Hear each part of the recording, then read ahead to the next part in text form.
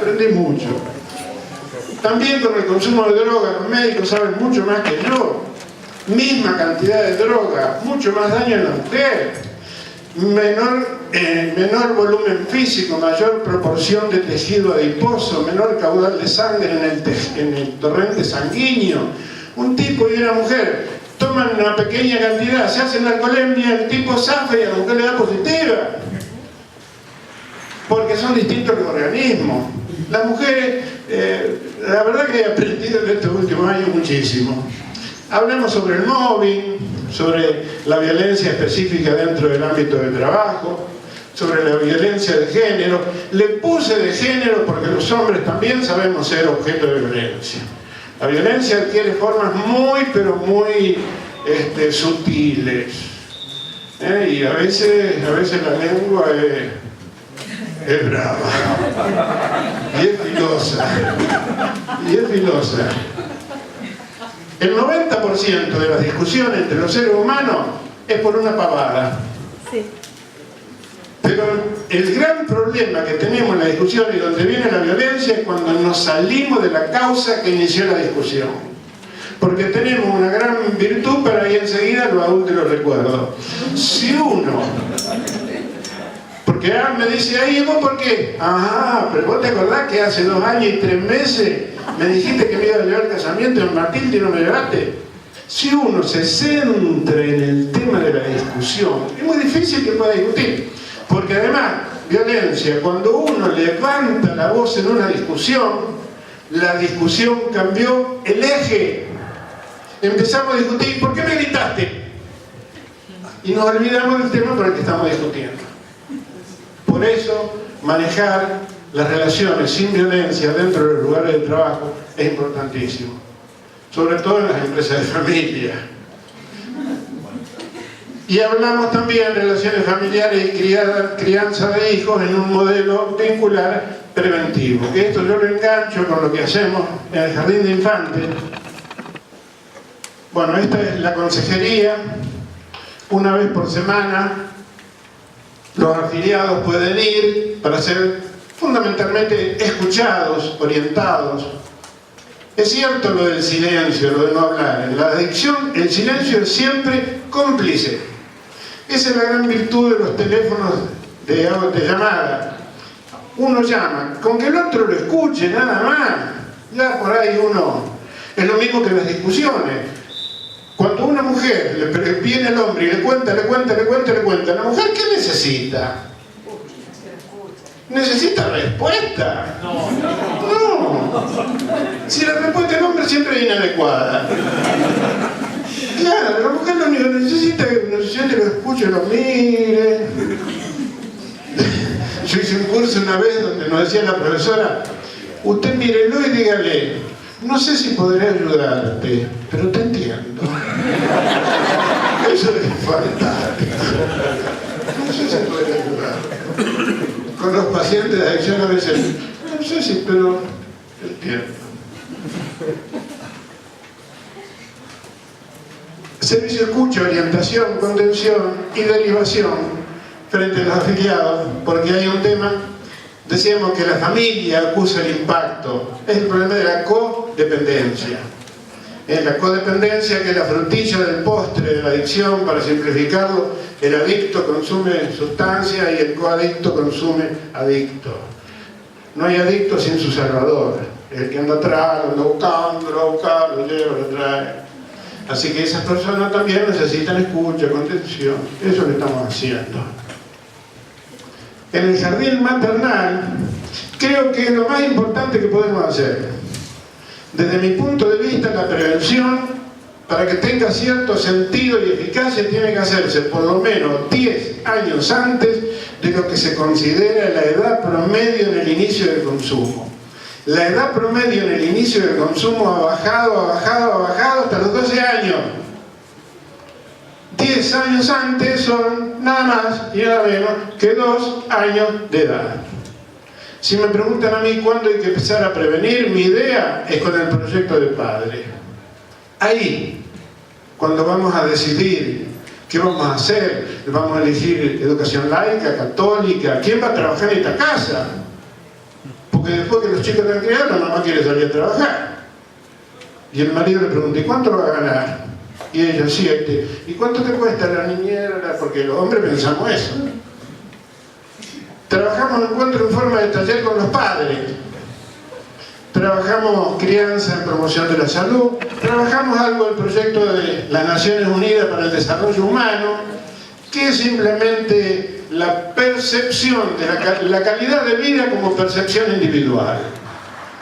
Como que yo no soy nadie para saber si la calidad de vida del otro es buena, mediana o mala, que cada uno es el que mejor puede definir su estado, su estándar y su calidad de vida.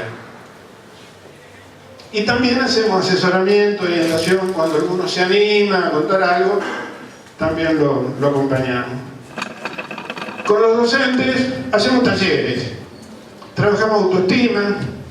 Una vez yo trabajé en San Cristóbal con docentes, yo trabajé mucho tiempo con docentes, la ministra me supo invitar, con Carola cuando era ministra. Estábamos trabajando en San Cristóbal, hacíamos talleres, la queja de los maestros eran dos: que los chicos no entendían las consignas de los talleres y que los chicos no tenían autoestima. Al tercer taller nos dimos cuenta que, ¿saben quiénes no entendían las consignas de los talleres? Los docentes.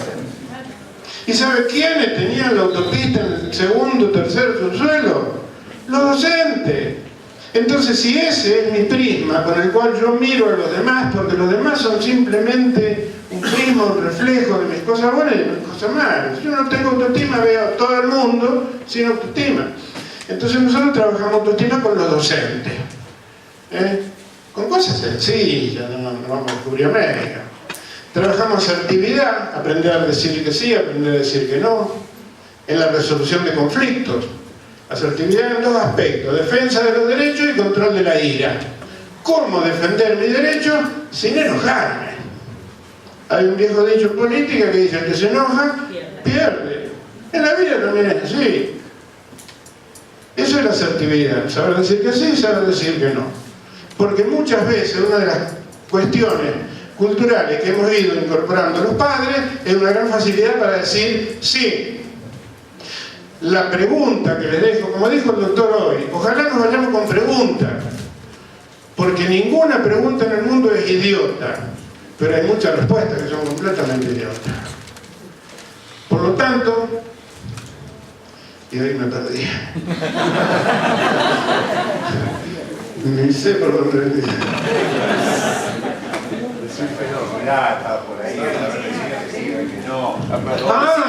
¿Por qué decimos, alguno de ustedes alguna vez dice que no, dice que sí cuando tiene que decir que no? ¿Por qué decimos que sí si tenemos que decir que no? ¿Cuántas veces un tipo me pidió plata 3 veces, no me la devolvió? Si me prestás, bueno, pues te lo doy todo junto. Y no me lo da. Y después no solo que no me paga, después no me saluda. Y no hablemos con los hijos, no hablemos dentro en la pareja. Hay algo más incómodo que decir que sí cuando uno quiere decir que no. ¿Y por qué decimos que ese es uno de los grandes secretos de la crianza? Decir que no. Él no hay que refrendarlo con la conducta. Desde mi punto de vista, yo muchas veces digo que sí cuando tengo que decir que no. ¿Por qué lo hago? Por una sola razón. Yo quiero quedar bien con todo el mundo.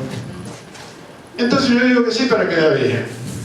Y una vez me dijeron, no sé cuál es la fórmula del éxito, pero la fórmula del fracaso es tratar de quedar bien con todo el mundo. Bueno, toma de decisiones, resolución de conflictos, tenemos unos caminitos, 5 o 6 pasos para resolver conflictos, y también lo mezclamos con un poco de yoga, relajación y meditación, que creo que es una de las cosas más espectaculares. Dicen que Buda decía: mastica la bebida y bebe la comida. Camina despacio, trabaja despacio, respira despacio. Respirando despacio, uno puede llegar a cambiar muchas cosas en su vida. Esto es todo lo que yo quería contarles de lo que estamos haciendo. Algunas cosas están hechas, otras están en camino. Pero quiero cerrar contándoles un pequeño cuentito, porque ¿es posible esto? Claro que es posible. Si no fuera posible, ninguno de los que está acá estaríamos. Dicen que había una vez un pueblo donde había un viejito que sabía todas las respuestas. Entonces un joven se preparó y dijo, voy a hacer una pregunta que no tiene respuesta. Voy a agarrar un pajarillo, lo voy a tener apretado. Le pregunto, maestro, el pajarito que tengo en la mano, ¿está vivo o está muerto? Si me dice está muerto, lo suelto y sale volando. Si me dice está vivo, lo aprieto y lo mato. Y lo preparó, se preguntó, fue, se enfrentó al maestro, se paró y le dijo, maestro, tengo un pajarito en la mano, ¿está vivo o está muerto? Y el viejito lo miró, sonrió y le dijo, querido viejo, la solución está en tus manos. Así que eso es más o menos...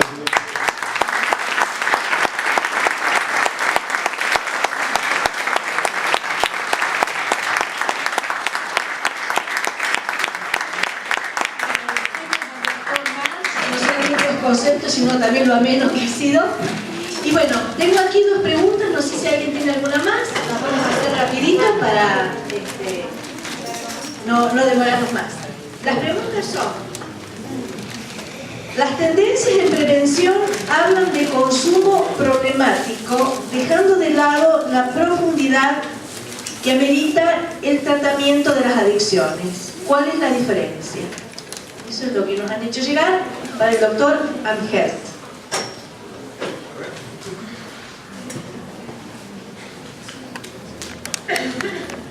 Las tendencias en prevención hablan de consumo problemático. No quiero mandarlo al frente, pero ¿quién la hizo? Así me la explica, porque no la entiendo. A ver, permiso. Dale. Buenas noches. Bueno, yo trabajo con mamás contra el Paco. Ajá. Y en muchas de las reuniones que tenemos en la sede rural hablan del consumo problemático.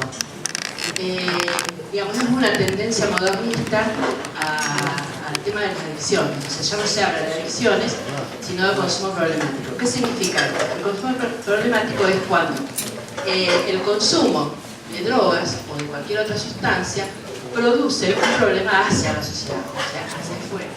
Pero no se tiene en cuenta lo que produce hacia adentro, o sea, hacia el individuo. O sea, es lo que yo veo desde mi punto de vista. Y el tema de las adicciones es como más profundo, ¿no?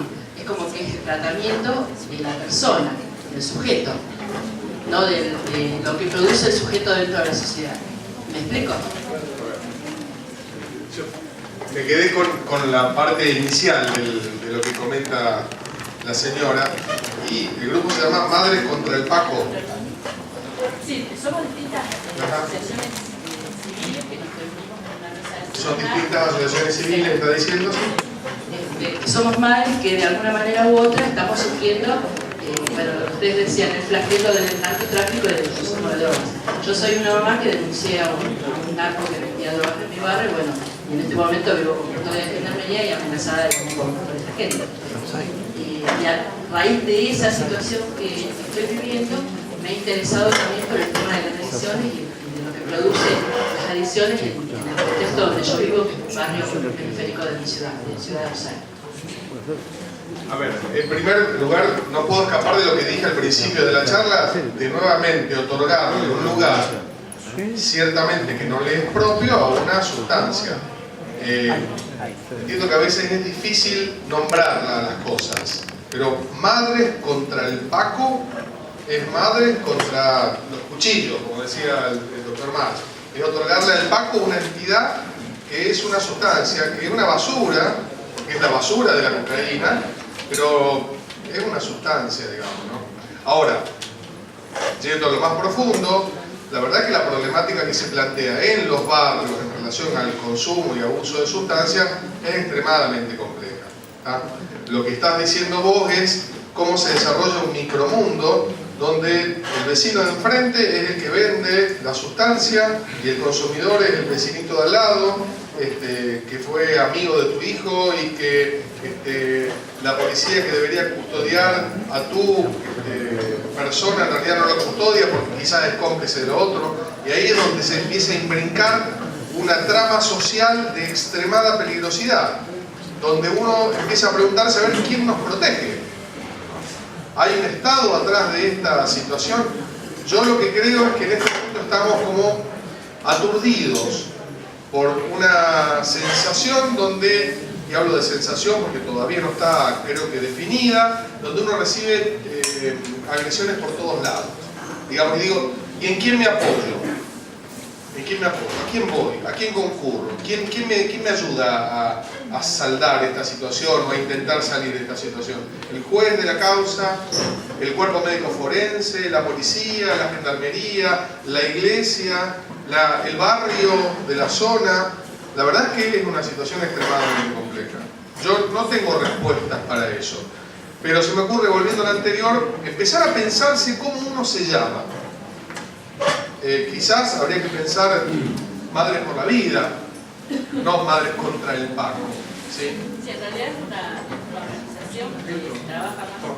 Es una organización que trabaja más en provincia de Buenos Aires, que es donde se da más este consumo, ¿no? De Madres contra el Paco. Y bueno, y estas madres se organizaron para, digamos, ir en contra de esto que estaba sucediendo en sus hijos. Y de ahí, bueno, también interesarse en lo que es el tratamiento de chicos que también sufrían la misma problemática. A lo que yo voy es a lo siguiente, ¿qué diferencia hay entre el consumo problemático? O sea, cuando el consumo genera un problema para la sociedad y el consumo de sustancias es algo que solamente el individuo lo va asimilando o lo va deteriorando, pero solamente al individuo. Yo no creo de que la adicción deteriore solamente al individuo, sino que deteriora todo lo que hay alrededor, ¿verdad? O sea, pero ¿por qué? O sea, lo que yo no entiendo es por qué se lo llama consumo problemático por un lado y por otro lado adicciones. ¿Cuál es la diferencia? Porque a lo mejor está en la respuesta en lo que dijo el doctor anterior. O sea, él justamente manifestaba esto, ¿no? Hoy, con respecto al tema de las adicciones, hay todo un mundo conceptual y también hay muchas corrientes y hay tantos discursos como profesionales en el tema. Y esto del uso problemático y uso recreativos que se habla, vienen mucho de la corriente de lo que es reducción de daños. Es una corriente donde propone que justamente el uso de las sustancias puede tener eso. El tema es que, claro, es una corriente que viene de Europa, con una realidad sociocultural, económica muy distinta a la nuestra, y donde se relativiza la situación del consumo y justamente no en esto. Es decir, bueno, muchas veces, por eso digo, el tema yo creo que es complejo. Cuando yo entiendo el grupo de Madres contra el Paco, en realidad no es contra la sustancia, sino contra todo el mundo de la criminalidad que hay en torno a la sustancia, la corrupción. Por eso también es, creo que es en un sentido muy amplio. Pero bueno, como decía también acá el doctor, siempre es la relación con, acá ponemos 1 kilo de cocaína y a muchas personas no le va a decir nada. Al que es adicto le dice mucho, porque el problema está en la relación que la persona entabla con la sustancia y no en la sustancia misma. Pero bueno, yo creo que también hay mucha ideologización del tema, y cuando se habla de uso recreativo, muchas veces de la dimensión de lo político, en todo esto de querer legalizar y demás. Por eso el tema se aborda desde ahí. Hay muchas corrientes ideológicas, intereses políticos, económicos, y como decía, no hay una única causalidad, sino que es mucho. Si usted me permite, yo le quiero dar una óptica de la medicina laboral, que tenemos muchos paradigmas que son distintos a los paradigmas médicos comunes. El paradigma médico común es salud, enfermedad. ¿Sí? Acá está la salud, acá está la enfermedad. Nosotros los médicos laborales, que tenemos una característica preventivista distinta, ni mejor ni peor, distinta, ese concepto entre salud y enfermedad se desdibuja. Y le quiero dar un ejemplo. ¿Alguno acá es alérgico? ¿Usted es alérgica? El padre es alérgico, hay otro alérgico por ahí, otro alérgico por allá, otro por allá, cada vez más alérgicos, porque hay una pluricontaminación. ¿Sí? Desde la medicina tradicional uno tiende a pensar que el paciente alérgico es un enfermo. Un enfermo que puede ser controlada la alergia si tiene una rinitis, eso que le sale agüita de la nariz, o que le hace forúnculo cuando comen chocolate, o le hacen alguna reacción alérgica en la piel cuando comen pescado. Y son reacciones del propio organismo frente a una determinada sustancia donde el organismo reacciona exageradamente. ¿Sí? Para la población general, una persona que es alérgica es una persona enferma. En el ámbito laboral, cuando yo trabajo en alguna empresa o en alguna institución y encuentro un alérgico, lo cuido como oro. Porque esa persona alérgica, supuestamente enferma, en realidad reacciona antes que el resto de sus compañeros de trabajo frente a una sustancia, frente a algún agresor, que en realidad nos hace mal a todos, pero él avisa primero. Si yo tengo en el sector pintura o en el sector producción a alguien que me hace reacciones alérgicas a repetición a alguna determinada sustancia, por más de que el ingeniero en higiene y seguridad me diga no, los niveles de la sustancia están controlados, yo abro los ojos. ¿Qué quiero decir con esto? La emergencia de una problemática de un adicto a una determinada sustancia quizás sea como el alérgico. Es esta persona que está reaccionando en una forma exagerada, como el alérgico, frente a algo que en realidad nos está haciendo mal a todos. Y que quizás el Paco sea el catalizador de esto, pero que no alcanza solo con el Paco como modelo explicativo de la aparición de la enfermedad.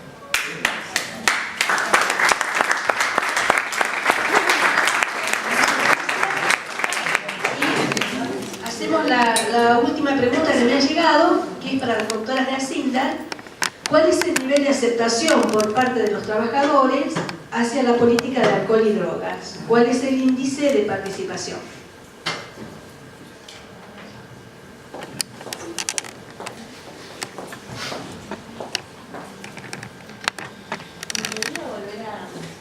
¿Cómo no? ¿Cuál es el nivel de aceptación por parte de los trabajadores a la política de alcohol y drogas? ¿Cuál es el índice de participación de los trabajadores en esos programas?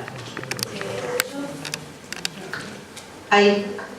Sí, yo pienso que, digamos, marcó un momento bastante trascendental, digamos, el hecho de haber legislado de alguna forma internamente a través de la política de drogas, digamos, la cuestión de las adicciones, porque me parece que el operario siempre se sintió, digamos, que no podía recurrir a ninguna fórmula o a ninguna entidad dentro de lo laboral ante esta problemática, y sin embargo siempre existió y bueno, y actualmente se lo ve un poco más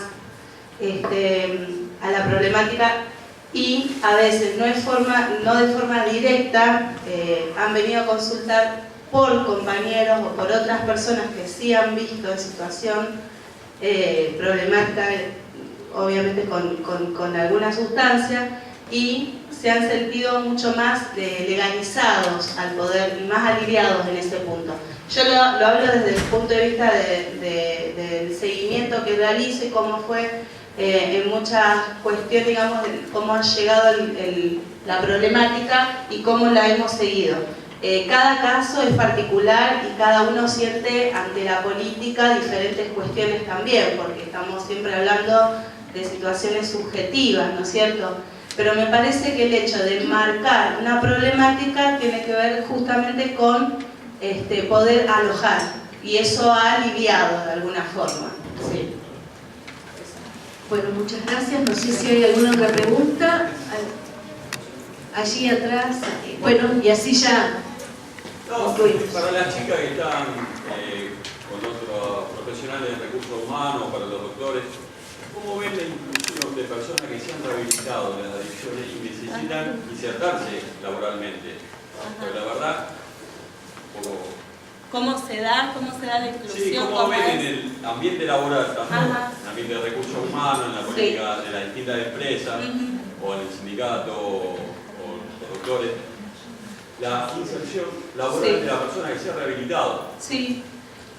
Hasta ahora siempre fue buena, o sea... No digo la persona que ya formaba parte de la empresa, sino la posibilidad de poder que las empresas incorporen, claro, porque nos encontramos con gente que se ha rehabilitado de las adicciones, y la verdad que el proyecto de vida...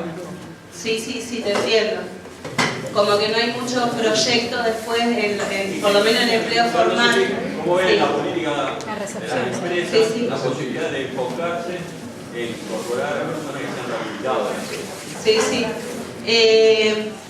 Mira, por ejemplo, yo conozco casos, claro, no sé si es a través de la formalidad del ingreso en Hacienda, por ejemplo, puntualmente. Sí conozco casos en la particularidad, digamos, en lo que atañe a mi tarea, como dentro de lo que es la parte de psicología, uno tiene entrevistas por otras cuestiones, a veces sabe que la persona que está trabajando en determinados puestos ha hecho algún tratamiento anteriormente, antes de ingresar, y por ejemplo, y está en la actualidad trabajando ahí adentro, ¿no es cierto? No sé si esto ha pasado por la parte formal, ¿sí? De alguna consultora, porque nosotros, por ejemplo, yo estoy dentro del servicio médico y yo no me encargo de hacer la selección de personal. Bueno, Hacienda es una multinacional y tiene un montón de grupos, por ejemplo el grupo de recursos humanos otro, que no es el mismo, donde está la doctora y donde estoy yo. Nosotros nos ocupamos más de lo que es salud ocupacional, más que nada, y no de la parte de recursos humanos ni de selección de personal.